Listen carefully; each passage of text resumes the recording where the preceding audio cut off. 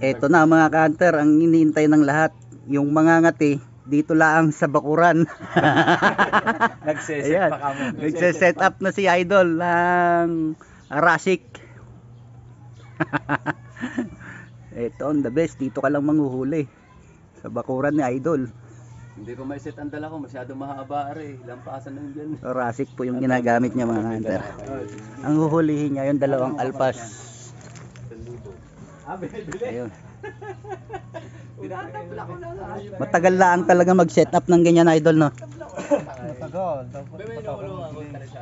Sa pataker basta iladlad mo, diretso na eh. Yung ganyan, isa-isa pa talaga.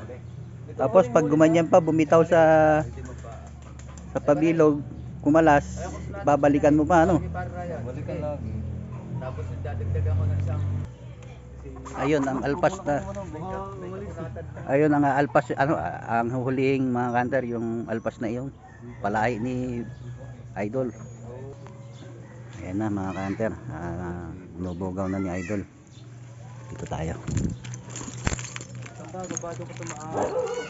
Dun. Diyan ka, tumayo ka diyan. Yan. Ayan na. baka lumipad. Ayan, daan sa pataker.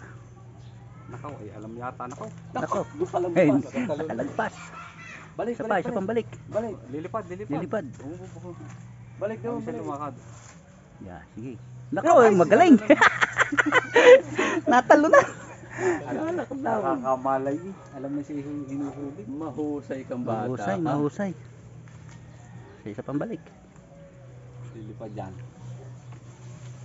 Dito pisa na paalar eh. Lilipad ang putos na yan. Nailap siya, no? Ay, lilipad. Mistiso na yan. Ay, yun na. Lumipad na nga.